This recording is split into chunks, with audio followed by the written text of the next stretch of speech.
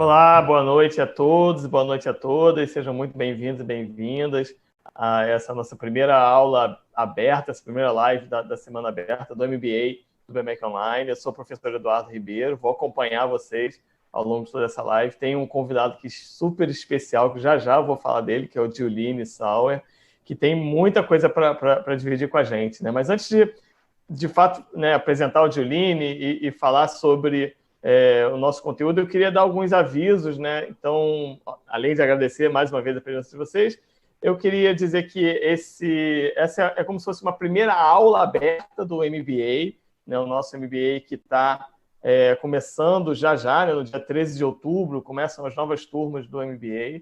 E aqui, além, né, de convidados que estão assistindo através do canal do YouTube, que não necessariamente são alunos do IBMEC ainda, mas tem alunos do MBA de gestão de negócios, alunos do MBA de marketing também. Então, hoje a gente escolheu um tema que agrega esses dois assuntos, né? Vai falar de marketing, vai falar também de gestão de negócios. Como falei, está sendo transmitido pelo canal do YouTube do IBMEC Online. Aliás, quem está assistindo está convidado a fazer perguntas, fazer comentários através daquele campo ali de comentários do YouTube, né? A equipe do IBMEC está acompanhando e toda pergunta que chegar eu vou receber aqui no meu celular, então de vez em quando eu vou estar olhando o celular, não estou jogando, estou vendo a pergunta de vocês e é muito bom que vocês participem, porque a ideia eu sou professor, né, do online há muito tempo, eu falo que o online ele tem encontros ao vivo e tem encontros assíncronos, e o mais interessante do encontro ao vivo é que essa interação de fato aconteça, né? Então vamos aproveitar, né? Mais importante do que as perguntas que eu separei para fazer para o Giuline são com certeza as perguntas que vocês vão trazer. Então participem bastante, façam perguntas, façam comentários. A gente também tem uma hashtag que está aparecendo aí para vocês, que é live BMEC Online. Então, publiquem com essa live BMEC Online, publiquem as fotos que vocês estão assistindo, chama mais gente para assistir, põe lá no Stories. E, inclusive, a gente tem uma surpresa que é legal, que hoje a gente vai ter um sorteio. Então, todo mundo que publicar durante o evento uma foto bacana, estudando, assistindo, né, compartilhando o que a gente está vendo, usando essa hashtag né, Live BMEC Online, Live BMEC Online, vai participar do sorteio. A gente vai sortear o livro que o Giuline está lançando, né? Ainda nem lançou, né? O lançamento vai ser no dia 17. Já ele vai falar um pouco mais também sobre o tema desse livro, tem tudo a ver com a conversa de hoje. Então, vai ser bacana. Quem quiser, quem, né, tiver interesse em participar, publica uma foto legal, Live BMEC Online, hashtag, e isso vai ser sorteado pela equipe de produção do IBMEC, eles me mandam aqui e até o final divulga quem foi o contemplado ou a contemplada, tá? Então, eu queria começar me apresentando rapidamente, depois eu vou passar a palavra para o Giuline e ele se apresenta. Como eu falei, eu sou o professor Eduardo Ribeiro, sou professor dos MBAs aqui do IBMEC Online, dou aula no MBA de gestão de negócios, dou aula no MBA de marketing e dou aula no MBA de gerenciamento de projetos, já vão quase 10 anos, né, como professor online do IBMEC. E sou simplesmente apaixonado pela plataforma, pela equipe, pelo método, né, que vem evoluindo incessantemente, né? Todo novo ciclo do IBMEC tem novidades, né? Porque a gente, de fato, incorporou, né, a questão da melhoria contínua, né? Então, é muito legal fazer parte dessa equipe e desse curso, né, de MBA, tá? Além disso, eu sou sócio fundador da DBMax, né, uma empresa de ciência de dados aplicada principalmente ao CRM, ao Customer Relationship Management, né, ao relacionamento com o cliente, gestão do relacionamento com o cliente e a área comercial. Então, sou sócio fundador da DBMax. Sou também conselheiro do BRB, uma instituição, uma ONG de proteção do meio ambiente. Então, a gente, né, faz essa atuação super ampla, né? Inclusive aprendendo como é que as coisas se misturam, né? Então, por exemplo, quem tiver aula comigo no MBA de gerenciamento de negócio vai ver que gerenciamento de projetos, por exemplo, a gente aplica a grandes empresas, pequenas empresas, a ONGs, né? Então, isso é muito legal, porque todos os professores do IBMEC também trazem essa experiência profissional para o dia a dia de aula do BMEC Online, né? Minha formação é de tecnologia, sou graduado em informática pela PUC do Rio de Janeiro e meu mestrado em ciências de dados pela FRJ, né? E aqui agora eu vou, na verdade, chamar o Juline, pedir para ele se apresentar, né? O Juline, eu só vou falar uma coisa, né? O Juline, ele é CEO da Voner, né? Além de milhões de outras coisas que ele faz na vida dele. Então, Juline, para você se apresentar e falar um pouco da Voner, que vai acabar sendo um case que a gente vai tocar aqui durante essa próxima aula, e contar, né, tudo aí sobre a sua experiência. Então, quem é o Juline Schauer na fila do pão? Fala aí, Juline. Fala, Edu, tudo bom? Primeiramente, boa noite a todos. É um prazer estar aqui. Muito obrigado pelo convite. Começar essa aula inaugural da semana de aulas inaugurais do MBA da IBMEC. Que honra. Muito obrigado mais uma vez pelo convite. É isso, atualmente trabalho como CEO da Voner, uma empresa super tradicional do estado do Rio de Janeiro, com mais de 27 anos de história para contar aqui no mercado nacional, né? Já atendeu mais de 1.000 multimarcas, mais de 30 lojas espalhadas pelo Brasil, um e-commerce que nunca foi relevante, agora passou a ser até um dos temas da nossa conversa de hoje. Também sou proprietário da marca Adobe, que é uma marca de roupas minimalistas focadas em moda temporal, preto, branco, cinza, e sem logo, sem estampa, sem nada, para roupas para você poder usar sempre e repetir. Sou proprietário, né, managing partner da consultoria chamada GS Management. A gente faz muito projeto de gestão interina, gestão de riscos, que é até o tema do livro, e gestão de crise, gestão de conselho, fusões e aquisições, e também projetos de revolução digital, de integração digital, de implementação de e-commerce, muito focado em varejo, né? A gente tem uma história muito bonita com varejo, principalmente varejo de moda, e a gente já rodou bastante, né? Acho que, falando um pouquinho bem brevemente sobre mim, eu estudei na SPM, fiz marketing, tenho um MBA na FGV, já fiz uma porrada de curso, mas assim, os dois que eu queria deixar aqui uma provocação que talvez foram os mais transformacionais da minha vida, né? Foi um curso chamado Journey, que foi ministrado pela galera do Templo, né? Do Hammond e o time dele, que foi uma experiência imersiva em Nova York sobre criação e varejo, né? A gente visitou do luxo ao lixo, né? Brincadeiras à parte, a gente foi da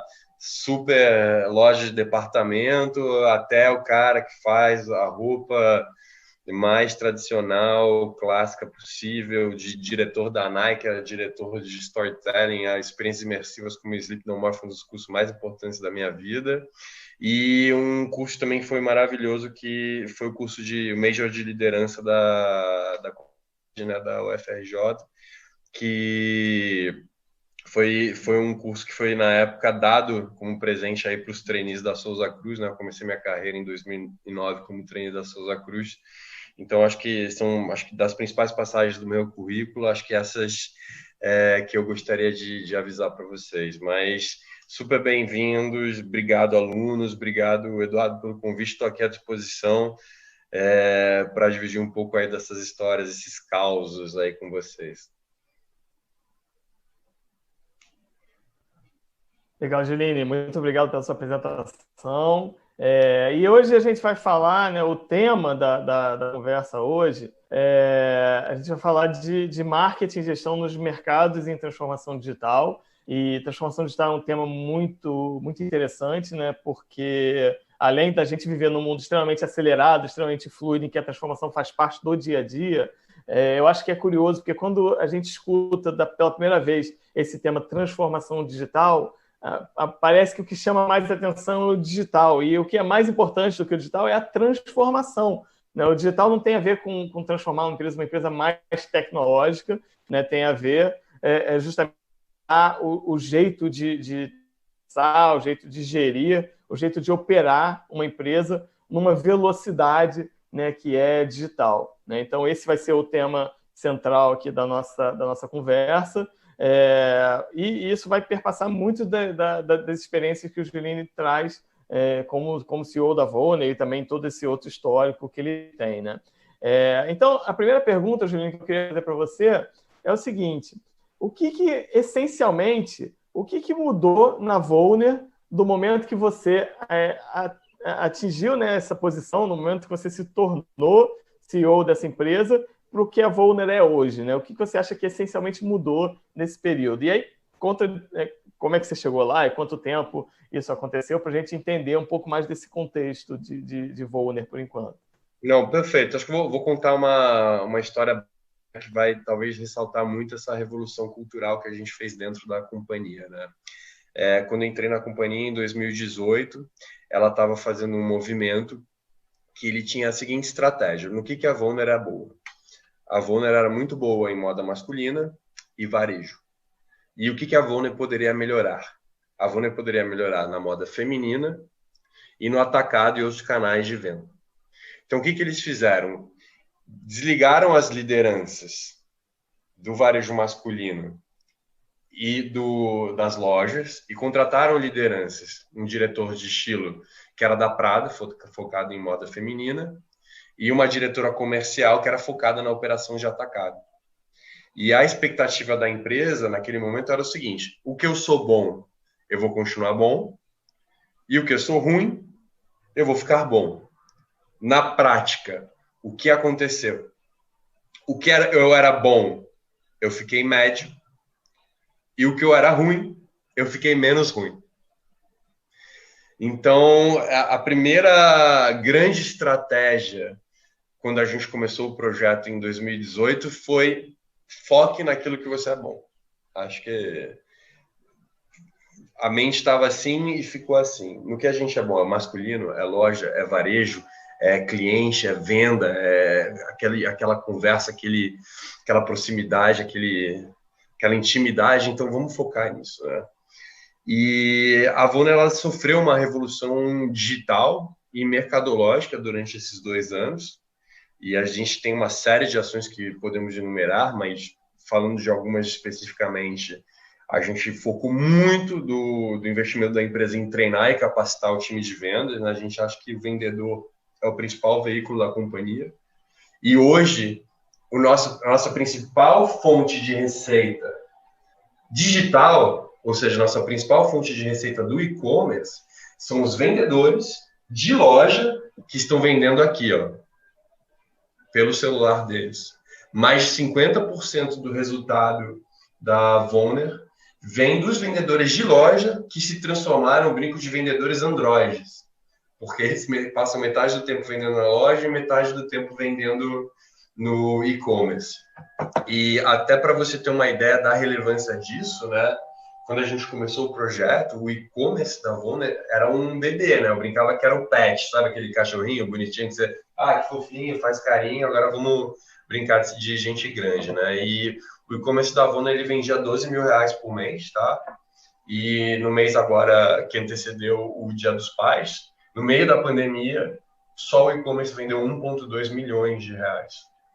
Então, mostra um pouquinho da mudança cultural e de processo que a gente fez dentro da empresa. Acho que esse é um bom exemplo, né? Eu queria trazer um segundo exemplo que, enfim, vamos lá, background, uma empresa de 27 anos, super tradicionais, os clientes envelheceram junto com a marca, clientes fiéis começaram lá desde o começo. E a gente teve 2 grandes desafios, né? O primeiro desafio é como a gente fala com as novas gerações. Tipo, o jovem não causa pai, né? Então, como que a gente fala com as novas gerações? E o segundo desafio é como que a gente utiliza nosso melhor capital, que é justamente as pessoas, para fazer uma transformação, uma revolução dentro do negócio. E a gente começou com uma brincadeira, né? Mas hoje virou o nosso lema, que é a cultura da empresa se resume em uma frase, né? Que é o peça perdão e não permissão. Então, a gente fez um movimento um tanto quanto contrário do que a gente vê em outras empresas de mercado, e guidelines, e aulas, etc., que é controle de processo, controle de processo, controle de processo, que a gente foi tirando controles e processos de dentro da empresa e foi dando liberdade das pessoas a arriscarem e pedirem perdão pelos erros, não permissão para tentar. E aí eu tenho uma porção de histórias engraçadas aí, de coisas inusitadas que aconteceram com essa cultura do peça perdão, não permissão, de pintarem o logo da marca, agora tem que ser verde e ser totalmente inadequado com o brand book. mas também de inventarem um código comercial que a gente vendeu, sei lá, 300 mil em um dia com uma ação que um vendedor bolou ali e acho que vai dar certo. Vi isso no Hard Mob, a gente nem sabe o que era Hard Mob, e deu essa liberdade para a galera criar e tentar, e a gente está muito feliz com isso também. Legal, Juliane. Então, acho que você pegou num ponto muito interessante, né? Que quando a gente fala de transformação digital e imediatamente no varejo a gente pensa em e-commerce, pensa em omnichannel, a gente conecta isso tudo à tecnologia, não conecta isso às pessoas, né? E antigamente no varejo, e eu ainda vejo muita marca com isso, né? Tinha essa briga, né, da loja versus o e-commerce, né? O e-commerce canibalizando a loja, né? Eu já vivenciei, né, uma situação com a minha esposa de ir numa loja e a minha esposa começar na loja dizendo assim, não, oi, tudo bem? É que eu vi no site um vestido e aí a vendedora falou assim, mas não fica entrando no site não, vem comprar com a gente que é muito melhor. Compra aqui comigo que é muito melhor, né? Então, é a vendedora lutando pelo espaço dela, dá para entender, né? Porque ela era comissionada pela venda da loja, mas não era, quando eu falo que depender, que não é uma questão da vendedora em si, é uma questão da cultura que precisa mudar, né? E aí eu acho que mudar a cultura não tem muito jeito, é mudar a gente, né? É através de gente que a cultura, na verdade, se faz, né? A empresa, ela nada mais é do que uma ficção que nós acreditamos, né? A Voner, né? Ela não é uma entidade física real, né? Ela pode ser uma loja, um prédio, a marca, mas ela é muito mais uma ficção e todos nós, né, acreditamos. Eu sou cliente Voner há muito tempo, né? E a gente olha para aquela marca e cola valores nessa marca, né? Mas esses valores, eles não são criados apenas pelo CEO, pelo fundador, dizendo, né, que tem que ser assim ou tem que ser assado. São criados principalmente pela cultura da organização, né? E aí a gente fala de transformação digital como algo, né, que precisa acontecer todos os dias, porque o mundo está se transformando muito rapidamente, mas a gente está num ano que é um ano diferente, né? A gente está em 2020, né, o ano que não deveria ter acontecido, né? Se a gente olha para tudo que o mundo está passando. E, ao mesmo tempo, é um ano em que a transformação foi super acelerada, né? E sem, obviamente, querer minimizar a tragédia que é a pandemia do novo coronavírus, né? Muita coisa se criou, muita coisa se implementou, né? Por causa da necessidade, né?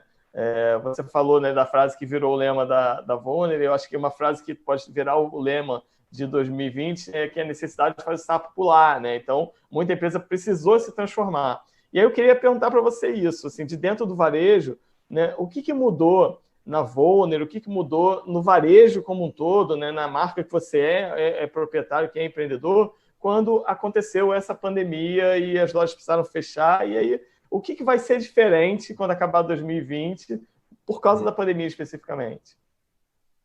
Perfeito. Pergunta ampla, mas vou tentar responder com casos reais dentro da companhia, né? E, assim, obviamente que tudo, né? Tudo mudou.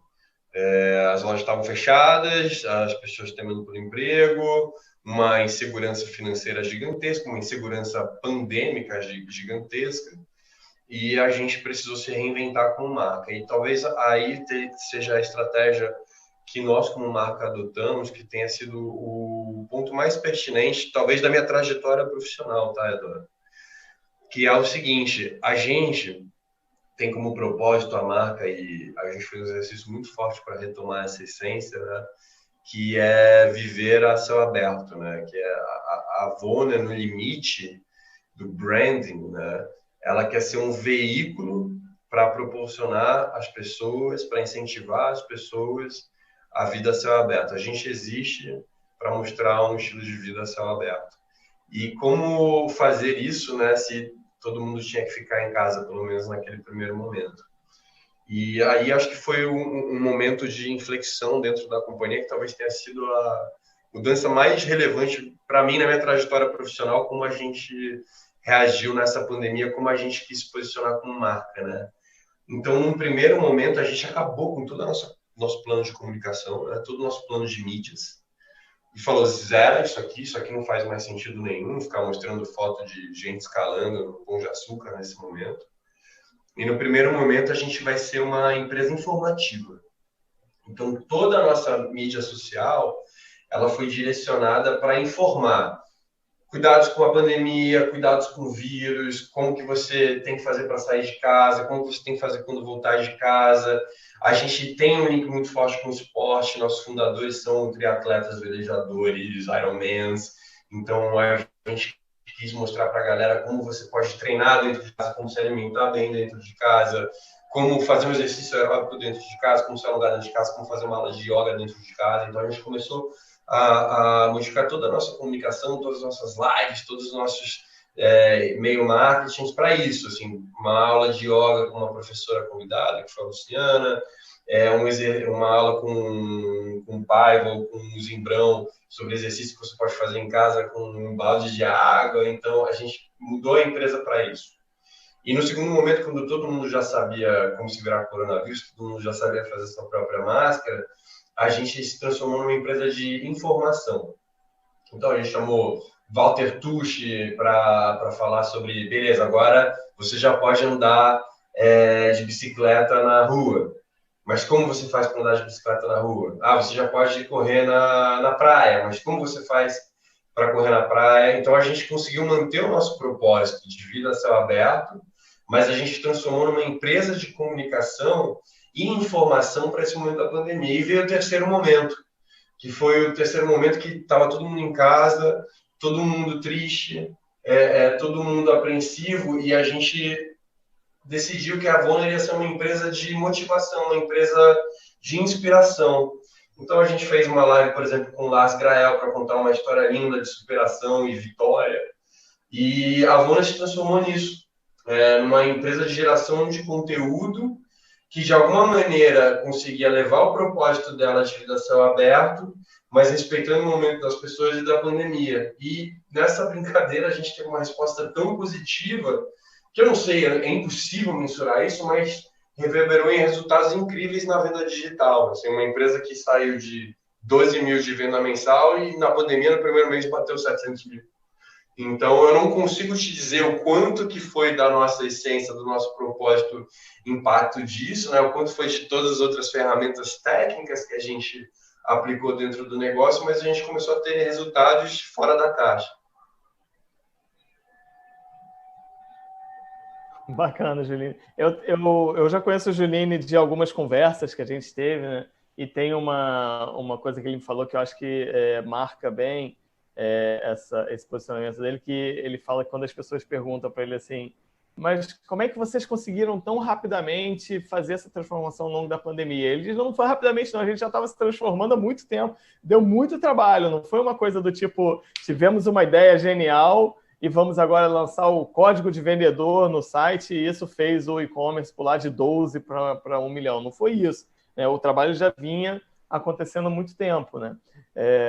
E ao mesmo tempo, né, durante a pandemia, precisou-se ter muita agilidade para tomar as decisões, né? Isso acho que é uma outra característica que é importante a gente falar, né, Juline? Porque se antes você tinha, né, 3 meses, e achava pouco, né, mas tinha 3 meses para pensar e praticar uma estratégia, né? Durante a pandemia, eu fiz isso, vários clientes meus falando isso, né? A gente fazia reunião de manhã para decidir à tarde, né? Decidir como é que ia ser a parte da tarde, né? O longo prazo era o dia seguinte, né?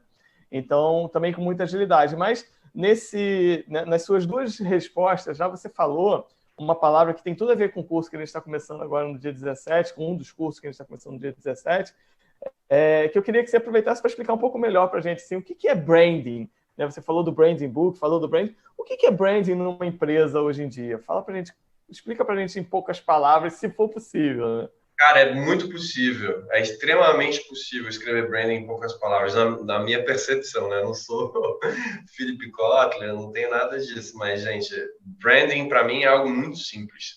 São as estratégias da empresa para disseminar seu propósito. Ponto.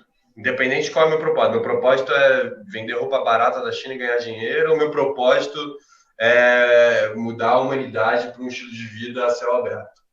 Então, o branding é isso. São as estratégias mercadológicas que você vai utilizar para disseminar seu propósito como marca. Poucas palavras. Então, tem... Não, perfeito. Achei ótimo.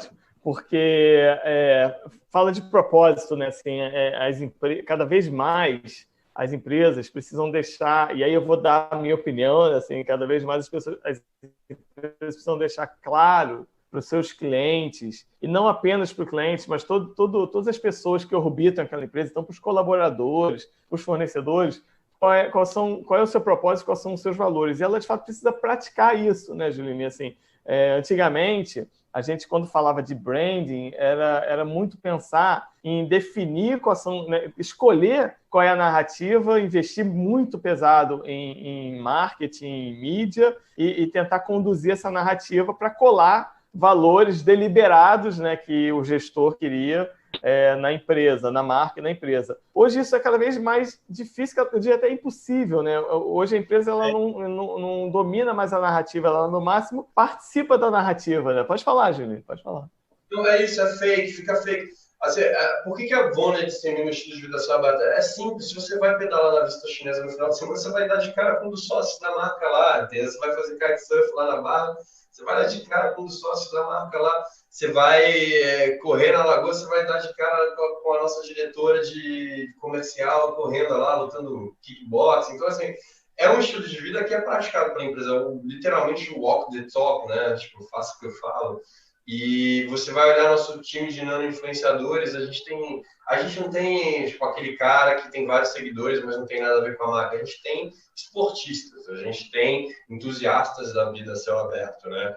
E pegando o seu gancho que você falou, não é um processo fácil, e até para o pessoal entender, beleza, mas como que a Vonner passou a vender 12 mil por mês para 2 milhões na pandemia, né? E para você ter uma ideia, em 2018... é o que você falou, o pessoal sentava de manhã para decidir o que ia pagar à noite, sabe? Era essa gestão do dia a dia. E eu peguei todo mundo, até um serviço que a gente faz muito na consultoria, que é o planejamento estratégico. Eu peguei todo mundo, falei, vamos sair desse escritório, vamos sair desse dia a dia, vamos sair dessa loucura. A gente foi lá para um coworking na época chamado Next. Hoje a gente mora lá, né? A gente é residente lá, mas na época a gente pegou todo o time e foi para lá, se isolou ali numa sala de reunião dentro desse coworking, que fica numa vila maravilhosa, tudo a ver com a proposta de vida a céu aberto, vários espaços abertos. E a gente sentou lá e eu falei, pessoal, vamos sentar aqui, a gente vai ficar aqui, não vai ignorar o dia a dia da empresa e a gente vai definir as 3 grandes ações que a gente vai tocar nos próximos 3 anos. E a gente se enfurnou nessa sala e a gente identificou 3 principais ações durante esse processo de planejamento estratégico. O primeiro é que os vendedores estavam mal capacitados, eles estavam mal cuidados. A culpa não é nossa, é sempre nossa.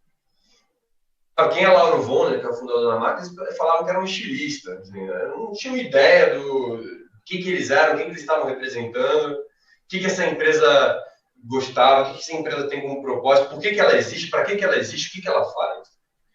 E a gente sentou e estruturou as 3 grandes metas que iriam ser perseguidas nos próximos 3 anos da companhia. E foram elas: ter vendedores extremamente capacitados e treinados, disseminadores do propósito da companhia, que o e-commerce fosse a melhor loja do grupo. Hoje em dia ele é melhor do que todas as lojas do grupo, juntas e somadas.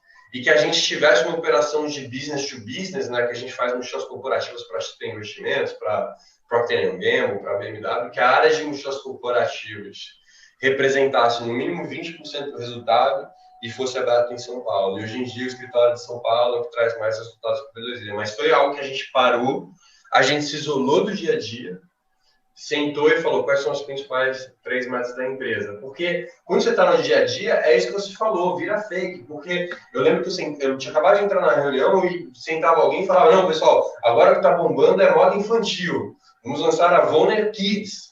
E tipo, puta que pariu, velho, não é assim, tem que ter manequim kids, tem que ter bala para criança na loja. Então, mas você fica nisso, e eu acompanhei, eu tenho uma escola muito grande em vários lugares, mas o varejo é uma muito impactante na minha vida, e eu vivenciava isso, e cara, eu ficava revoltado, eu como tipo, grande defensor aí de propósito das marcas, eu sentava e falava, pessoal, agora a tendência é roupa com franja. Então, let's go sertanejo, entendeu? Aí passava o ano seguinte, não, pessoal, agora a tendência é surf, Gustavo Medina. Então, boas de short para revelia e roupa floral. E você vê que essas empresas vão perdendo a identidade totalmente. E a única coisa que resta elas oferecer é preço. Maravilha. E ouvindo você falando sobre isso, Juline, eu acho legal porque tem a questão do foco, né, que eu acho que é um pouco disso. Não adianta querer abraçar o mundo, não adianta querer estar sempre atrás de tendência. Então, se posiciona, né? Se você se posiciona de acordo com a sua, né, com o seu propósito, com aquilo que você de fato quer ser, com aquilo que de fato você é, você tem uma chance de ser o líder naquilo, né, naquele território, né, de marca. Se você está correndo atrás de tendência, você vai ser sempre seguidor, né? Então, você não vai ser líder em nenhum território, sempre seguidor em algum território. Mas eu vejo você falando sobre essa história né, de fazer o planejamento estratégico, e uma coisa que eu penso assim, como é amplo, né, como é ampla a área de atuação de um CEO, né? A empresa, né, qualquer organização, ela possui muitas dimensões, né? E o CEO, você falou da sua formação, eu falei da minha formação. Eu, por exemplo, né, tenho minha formação de tecnologia, depois fiz um mestrado em ciências de dados, né? Mas hoje, por exemplo, eu trabalho muito mais como gestor, né, da empresa, como gestor de projetos e muito menos como alguém de tecnologia. Estou fazendo um MBA no IBMEC Online de finanças, porque acho que é muito importante, né, para um gestor, né, de uma empresa entender, interpretar uma empresa também, né, na forma de finanças. E aí eu queria te perguntar como é que é isso. A empresa possui tantas dimensões que o CEO precisa olhar para isso tudo, né? Precisa olhar para o marketing, para o branding, para o planejamento estratégico, mas também cuidado comercial, fazer o gerenciamento de pessoas, atualizar a tecnologia, né? Ver se tem fluxo de caixa, né? Na pandemia agora, né? Muita empresa quebrou porque estava tudo perfeito, né? O branding, o propósito, mas de repente precisava de dinheiro, fluxo de caixa. Então, como é que o CEO faz para dar conta disso tudo? Sorte.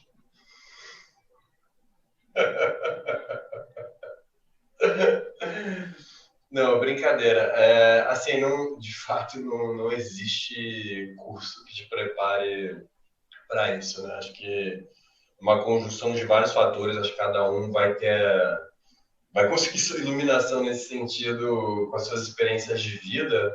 Agora, o que eu falaria, né, no meu caso específico, acho que são duas coisas, né? A primeira, que é a mais importante de todas, é a pessoas. Escolha muito bem o seu time e, cara, tenha certeza absoluta que você não é a pessoa mais inteligente na sala, né? Assim, eu tenho... Assim, o perfil da diretoria da Avon, né, ela mudou muito, né? Eram 5 homens e 2 mulheres quando eu entrei, se eu não me engano.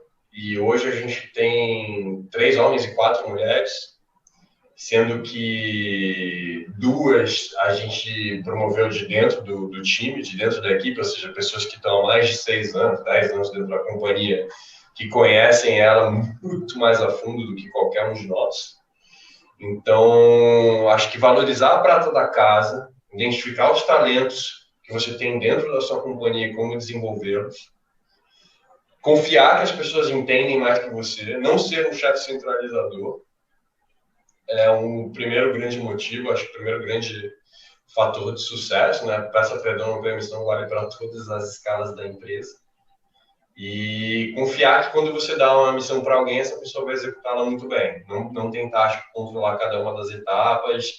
E eu vim de uma escola, né? Minha primeira escola, que foi a Souza Cruz, uma empresa gigantesca, na época tinha, sei lá, 20 mil funcionários, fatura bilhões e bilhões anualmente. E depois eu fui virar sócio de uma consultoria com 12 pessoas, cada um te vira negão, né? Eu que logo no meu primeiro dia na consultoria eu perguntei quem que era a secretária que ia comprar meu voo, o cara falou, você não tem cartão de crédito? Se vira, meu irmão.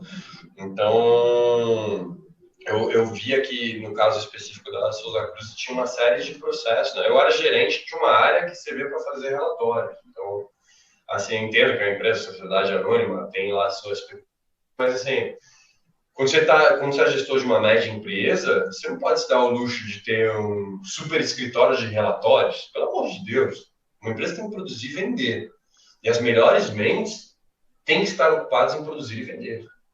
Então, acho que esse é o primeiro fator, acho que pode ajudar a fazer um CEO ter sucesso. E o segundo grande fator é que não existe curso que te prepare para isso. Vou contar uma história e talvez exemplifique bem minha maneira de pensar em termos de liderança, né? E, enfim, em 2013, né, eu tinha saído de um ciclo de 6 anos da Souza Cruz, eu fiz uma viagem de aproximadamente 9 meses aí pelo mundo, e sozinho, com pouco dinheiro, sem nenhuma companhia, e visitei 27 países, me expus a uma série de situações, mas corri muito risco, de alguma forma, né? Vou repartir uma história aqui que exemplifica bastante, né? Eu lembro quando eu estava voltando da Jordânia para Israel, fui parado na alfândega, né? E eu tinha um problema com o meu passaporte que eu não podia entrar. E, assim, eu tinha que me resolver no Ministério do Interior, eu ia ficar, tipo, preso entre duas fronteiras e ia ficar uma situação muito complicada, sem dinheiro, sem conhecer a língua, sem ter onde ficar. E eu estava ali numa fronteira, né, guardas armados de um lado, guardas armados do outro lado, e eu tive que me virar. Em dado momento, me levaram para uma sala de interrogatório. Dois oficiais começaram a fazer uma série de perguntas para mim e assim, para ver se eu, sei lá, se eu pertencia a alguma organização criminosa, não faço ideia do que estava passando na cabeça deles. Mas, assim, eu tive que me virar, eu corri um risco absurdo e tive que me virar para literalmente sobreviver. E, assim, essas experiências, né, que você se coloca, deixam muito casca grossa. Eu lembro depois que entrei na Vonner ou em outras empresas, numa passagem minha na Shop 126, cara, todo mundo estava em pânico porque o fornecedor começou a ameaçar todo mundo e falou que ia matar e que ia fazer não sei o quê, ninguém queria receber ele, o cara estava extremamente nervoso e, cara, depois que você passa de uma situação dessa, que você é tipo, interrogado na fronteira de Israel, você senta com qualquer um para negociar. Então, eu lembro, não, gente, eu sento com esse cara, eu bato no peito, vou sentar com ele, beleza, ele vai me ameaçar minha vida, vai fazer isso, fazer aquilo, e inclusive eu relato essa passagem, não da fronteira, mas da negociação com o fornecedor, quando ele ameaça a sua integridade física. No meu livro eu retrato isso e explico como lidar com essa situação. Então, acho que, assim, respondendo a sua pergunta, o segundo grande fator que faz um bom líder, de alguma maneira, é se expor a uma série de experiências e riscos.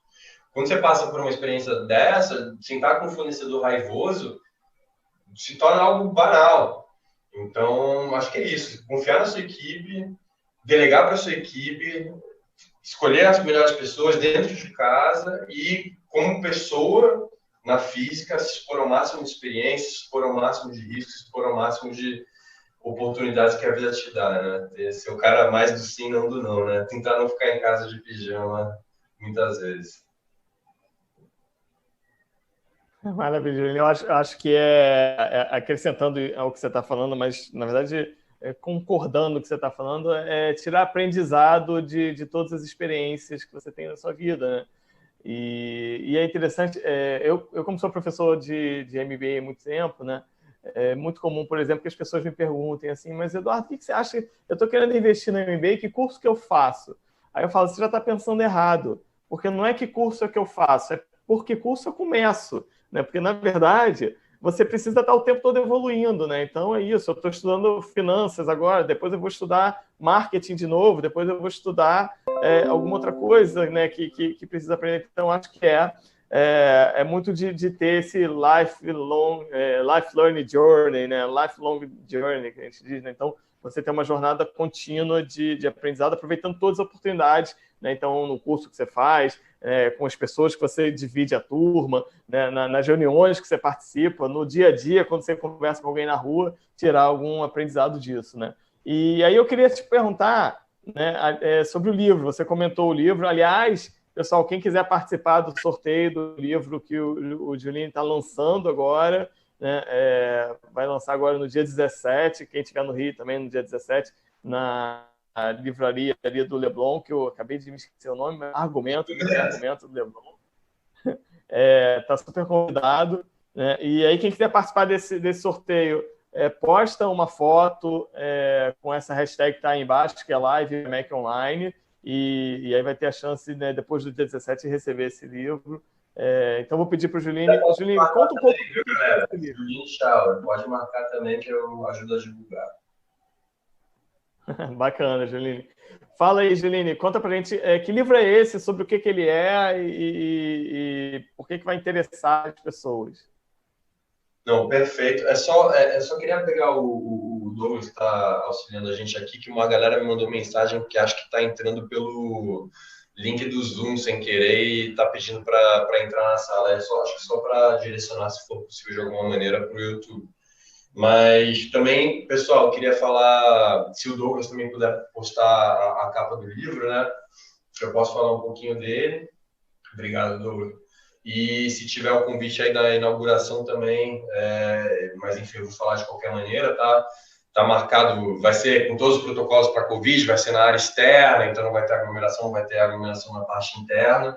Vai ser ali na livraria Argumento da Dias Ferreira, no bairro do Leblon, no Rio de Janeiro, a partir das 5 horas, tá? Dia 17 de outubro, todo mundo convidado. Também o livro vai ser vendido online, vai ter no Kindle também para a galera da Amazon, então para quem tiver interesse, mas basicamente o livro é um compilado aí de histórias de gestão de crises e de companhias na pandemia, né, principalmente nesse momento atual, e a gente engloba de tudo, mas o livro ele nasceu com uma vontade minha que constantemente eu era abordado por pequenos varejistas, empreendedores, pessoal que tem pequenos comércios, varejo de moda, cara, diversos empreendedores, vou ressaltar, falei 2 vezes, mas tem muito empreendedor falando, Juline, o banco está me ameaçando, o locador da minha loja falou que vai tomar meu espaço, eu tô com uma dívida que eu não sei como pagar, e cara, essa galera, né,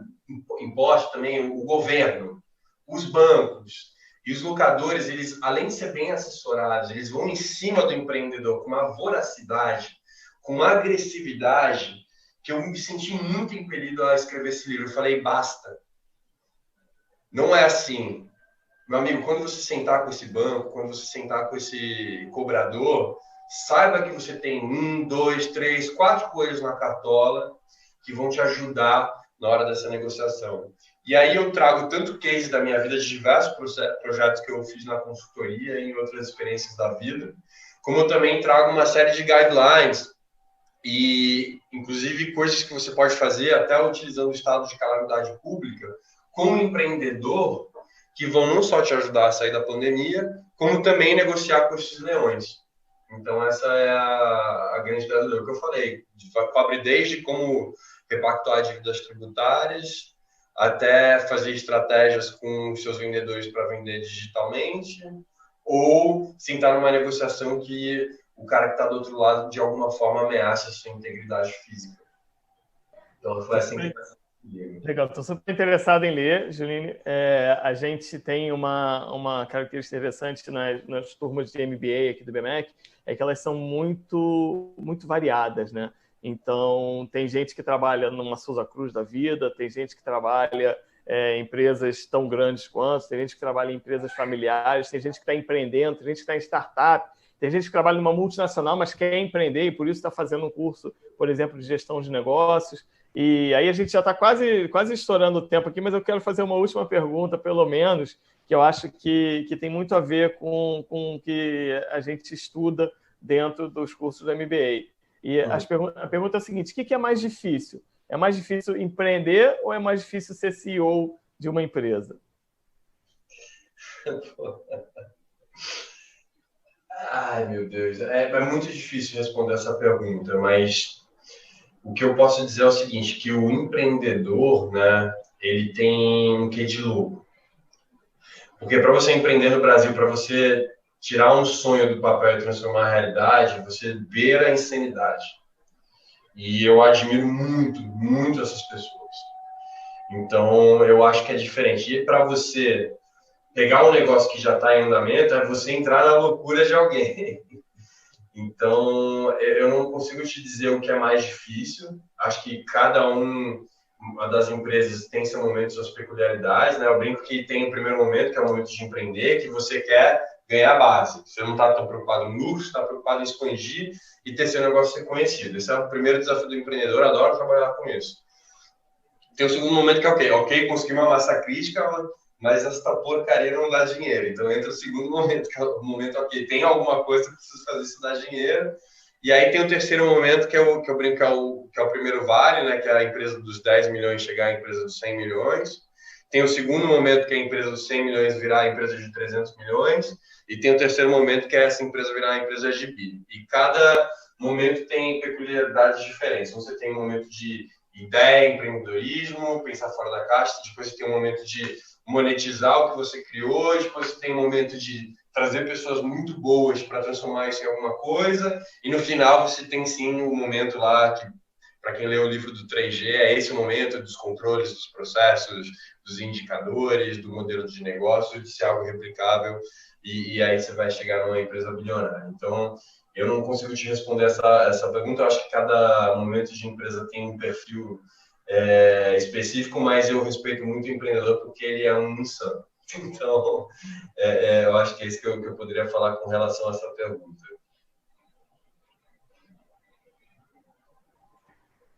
Pois é, Julinho, muito legal. Eu concordo com tudo que você está falando. Assim, empreender é sempre uma aventura. E no Brasil talvez essa aventura seja, não vou dizer mais difícil, mas mais particular, né? E aí a gente precisa se preparar muito para isso, mas mais do que estar preparado, você precisa estar com a mente aberta para responder às necessidades que acontecem no dia a dia mesmo da empresa, né? Eu vou aproveitar, a gente está chegando, né, quase no finalzinho, então eu vou aproveitar para divulgar, Juline, quem foi o sorteado, né, quem foi que fez a publicação com a hashtag LiveBMEC Online e ganhou seu livro. Então, Alex Domingues, né, do Instagram, @adm.alexdomingues, postou uma foto dele assistindo aqui a live, está aparecendo aqui para vocês. Então, Alex, parabéns. A organização aqui do BMEC vai entrar em contato contigo pelo direct, vai combinar com o Juline. O livro não está lançado ainda, né? Lança no dia 17, então, depois do lançamento, a gente vai enviar para você. Né? E aí, queria falar para todo mundo que está assistindo, principalmente que a gente tem gente de fora, gente, né, que tem talvez interesse em fazer o MBA, mas tem muitos alunos também que estão começando agora essa pré-rodada no BMEC Online, né? Então, os cursos começam agora no dia 13 e os cursos do BMEC têm uma característica, né, que eu acho muito relevante falar nesse momento, é que ele é muito prático, né? Ele tem sempre... A gente não tem uma divisão de disciplinas isoladas em que cada professor fala daquele seu assunto, né? Então, eu vou falar de segmentação de clientes, que, aliás, né, quem tiver interesse em também aprofundar um pouco mais segmentação de clientes, tem um e-book muito bacana disponível para vocês nesse QR Code que está aparecendo para vocês. Mas segmentação de clientes, aí daqui a pouco alguém vai falar sobre fluxo de caixa, daqui a pouco um outro professor vai falar só sobre branding. Não, né? O BMEC Online ele tem um método em que os professores eles criam, né, cases e criam projetos que são transversais a cada um dos assuntos nos módulos. Cada módulo ele é conduzido por 3 professores, né? Cada professor no seu assunto, mas com cases que transpassam, né, todos esses módulos. Né? Então, eu acho que vai ser uma experiência muito legal para quem está começando agora no dia 13, porque vai ver esse tipo de discussão que a gente teve aqui, esse tipo de conversa, né, que a gente teve aqui com o Giuline, vai ver isso acontecendo na prática, né?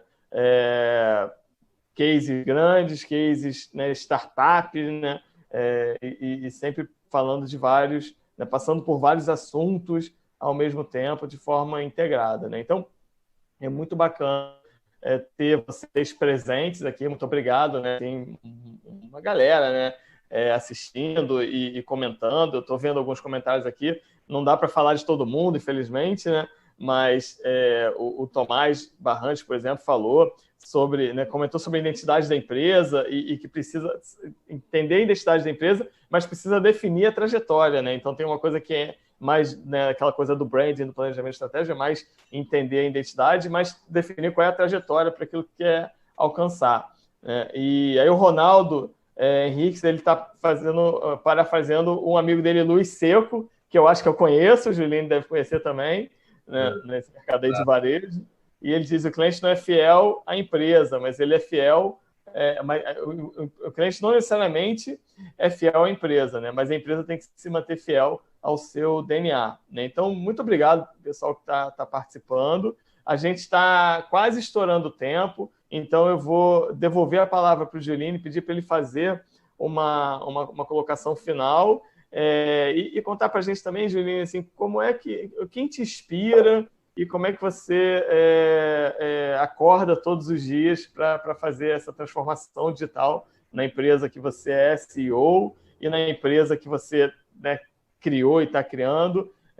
Quem é que traz inspiração para você? E fica à vontade para fazer sua fala final e se despedir das pessoas, por favor. Perfeito, muito obrigado. Mais uma vez, obrigado pelo convite. Respondendo um pouco a sua pergunta, assim, eu tenho vários veículos de inspiração. Acho que não necessariamente são pessoas, né, que me inspiram. Eu pensei bastante até nessa pergunta, né, e fiz esse exercício para responder isso da melhor maneira, mas assim, tem algumas pessoas que foram muito impactantes na minha vida, eu não quero ficar citando todas, mas meu pai, pela trajetória dele de imigrante e esforço que ele teve durante toda a vida, contra todas as probabilidades de ter dado certo na vida, é um exemplo. O presidente da consultoria que eu era sócio da Vale Bridge, o Sérgio, tem uma história de vida, mas principalmente um defensor de caráter e princípios que hoje eu tenho maturidade para entender a importância disso. Como gestor de varejo e revolução digital, não consigo deixar de citar o Roberto Jatahy, eu já trabalhei com ele, que ele é o CEO do Grupo Soma, que detém as marcas Farm, Mari, Fotocom e outros. Tem alguns livros que, para mim, são quase de cabeceira, né, que é o Double Your Profits, o Dobre Seus Lucros.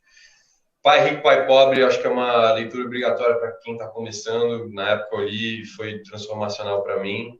Acho que talvez aí nos meus top livros de cabeceira, eu gosto muito da Revolta de Atlas, e ele mostra isso, que vai fazendo que dá certo, né? Neil Strauss, um escritor americano também, ele escreveu um livro chamado The Truth, que foi muito importante na minha vida. O Tim Ferriss, com a parte dele de biohacking, né? Tipo, como você otimizar tudo que seu corpo tem a oferecer com o máximo de saúde. Então, foi muito importante. Acho que um CEO ele tem que ser muito saudável, porque é isso. Hoje teve reunião de conselho, amanhã, 5 horas, eu tô lá na Praia da Barra fazendo foto, né, com o pessoal acompanhando o shooting. Então, assim, você faz um pouco de tudo e dorme pouco. Então, tem que se cuidar mesmo. E acho que a minha mensagem final, eu pensei muito sobre isso, Edu. Eu falei, cara, na minha época, quando eu estava começando o MBA, há 8 anos atrás, quem eu era, o que eu poderia dizer para esses candidatos a MBA que seria muito importante na minha vida naquele momento. E eu fiz uma reflexão interna, meditei até para conseguir chegar nisso, e cheguei à seguinte reflexão, Edu, que na época, eu lembro que eu constantemente me pegava falando, quando aparecer um sócio assim, assim, assim, eu vou abrir minha empresa. Quando eu tiver um amigo que saiba disso, disso, disso, eu vou empreender. Quando eu conseguir tanto dinheiro, ou quando eu conseguir um investidor assim, assim, assado, vai ser o momento e eu vou fazer alguma coisa. E a mensagem que eu dou para vocês, candidatos, é o seguinte: primeiro você e depois as coisas vão acontecer. Faz que dá certo. Abre a sua empresa, empreende, arrisca. E aí, nesse momento, esse super sócio vai aparecer, esse amigo que tem o conhecimento que você precisa vai aparecer. Então, primeiro você e depois as coisas vão acontecer. Então, isso que eu falaria para o Julinho, candidato a MBA há 8 anos atrás, e isso que eu falo para vocês. Muito obrigado mais uma vez pelo convite, espero que tenham gostado. Adorei o convite e quero fazer mais coisas com vocês. Admiro muito a instituição de ensino. Um dos melhores chefes que eu tive que foi o Márcio Weinstein, que hoje ele é diretor de operações da NEC. Ele foi formado no MBA da IBMEC e ama o curso e ama a escola. E os amigos dele até hoje são os amigos que ele fez no IBMEC. Então, espero que vocês tenham uma experiência tão proveitosa como ele. E, mais uma vez, muito obrigado. Juline, eu que agradeço muito a sua presença e aproveito para agradecer a presença de todo mundo que está assistindo a gente, né? Esse é apenas o primeiro dia dessa semana aberta. A gente tem programação intensa aí nos próximos dias. Então, amanhã, por exemplo, tem 2 lives, né? Tem uma live voltada para o pessoal, principalmente de agribusiness, acontecendo às 19 horas, sobre agricultura de baixo carbono. E logo depois tem uma pessoa que eu super admiro, que é a professora Ana Paula, conduzindo uma live sobre agilidade, né? Sobre business agility. Na sexta-feira, vamos falar sobre como obter sucesso frente a esses desafios, né? Com o professor Marco Antônio Martins. E no sábado tem Finanças e Controladoria, né, falando sobre que caminho seguir. Então, a programação está aparecendo aí para vocês. Eu convido vocês a assinarem o canal do IBMEC Online Oficial, marca o sininho, curte. Né? Eu não sou youtuber, não, mas eu tenho um canal aqui que eu estou vendo, né, que é do IBMEC Online, que vai disponibilizar já essa semana muito conteúdo bacana.